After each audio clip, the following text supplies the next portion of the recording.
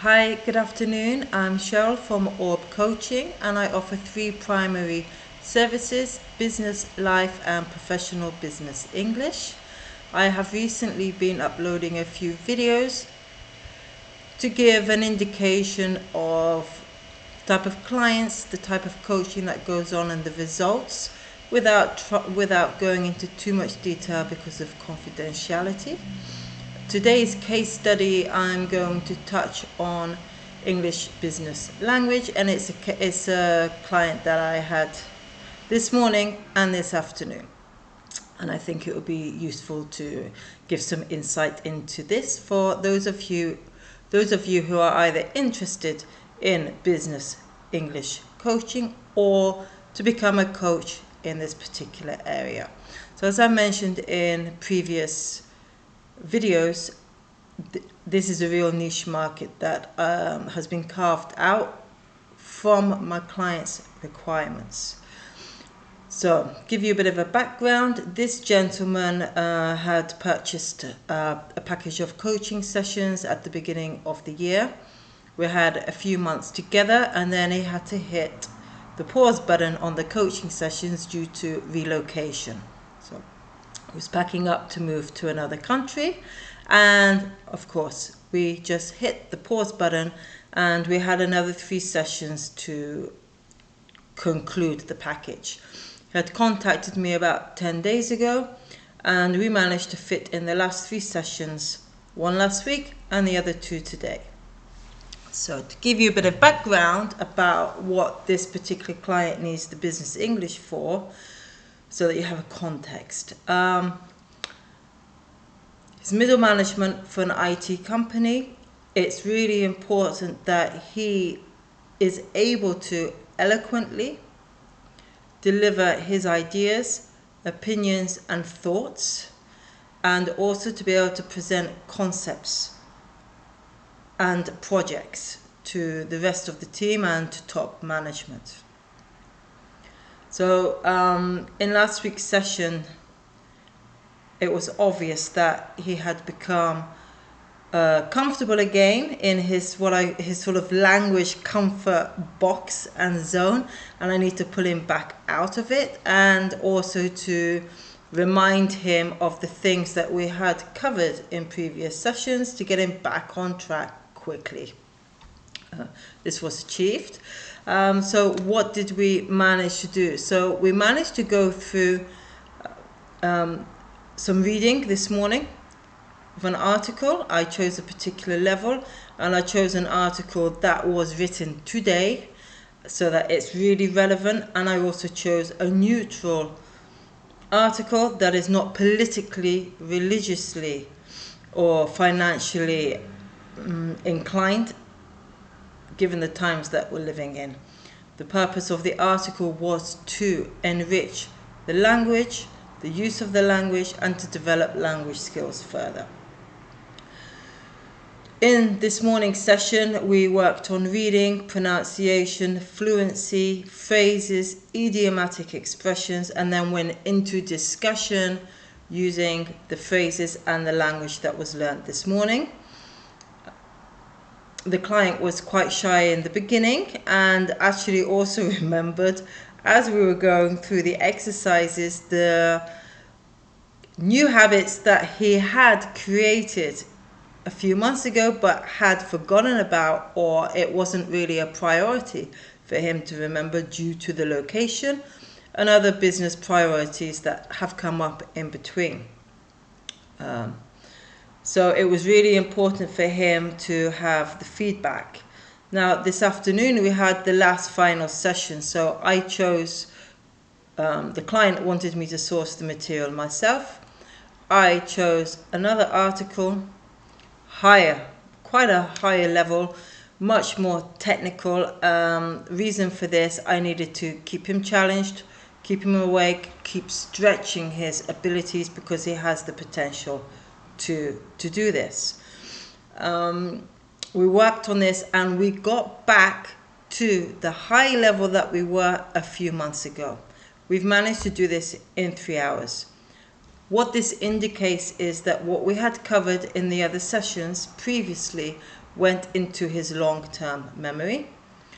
Whilst he was going through the second article, he remembered the pronunciation, he remembered the hard sounds, we went through intonation, we also went through the more natural mother tongue language that he needs to use, and his articulation of ideas and thoughts were excellent.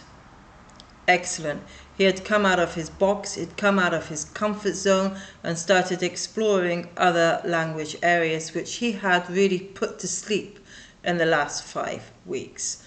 I wrote down what he told me at the end, and he told me, I feel it's easier to express myself now than at the beginning of the session. He also really appreciated the direct feedback with all the nuances of the languages and where he can still continue to improve on. And he also really appreciated as well and asked for my feedback on how he can move forward. I asked him if he would mind that I share an observation with him. He was absolutely open to this. In his position, as a result of the relocation, he is working with other internationally English-speaking colleagues. He is an empathic gentleman, and I have noticed that his level of English was lower last week than how we had built it up to be 5 months ago. I asked him if he's noticed this difference. He was honest and he said yes. I said, have you noticed, or when have you noticed this happening? And it's when he's with the international colleagues whose English level might not be as high or as proficient or professional as his. I asked him, would you mind if I give you direct feedback now, because we're at the end and I need to make sure that you're okay moving forward once we finish these sessions. To which he said yes, of course. And I said, it's excellent that you are adjusting your level down due to communication benefits for the team and within your requirements at the moment. However, your level was up here and you want it to be even. You've got the potential for it to become mastery. I said, what do you think of my feedback so far? He agreed with me and he thanked me for it. And I asked him, so what can you do at this point in your career to be able to communicate with the colleagues who are of less, let's say, and we're not being derogative and we're not being negative at all, but who have a lower level of skills in the English language, professional English language, than yourself, and for you to continue growing your skills at the same time. So he came up with the idea of integrating more with native speakers, people of higher level, forums, etc. And he's going to put that action plan in place this week so that he can keep moving forward in a very cohesive, professional way, and that is accepted by everyone. And and also he remains to be a very good team player at the same time. This is one example of how the business English has helped a particular client. He's incredibly happy. I'm really happy. I'm very happy that we had these 3 sort of last sessions now. It was a good touch base and a good review, and to get him back on track so that he doesn't slip into previous old habits that we had kicked during the language sessions. And he's also really, really happy with his progress and can see it today. He could see it previously, but felt that he was declining. So we addressed those issues today, and he's fully equipped to keep moving forward. So I tried not to go into too much details here, again, because of the confidentiality of the type of clients that I have. Well, even with coaching, one of our core ethics is confidentiality. And professionally, I come from a financial background before coaching, so confidentiality is always an absolute top and a given. What we say in English is given, it is automatic.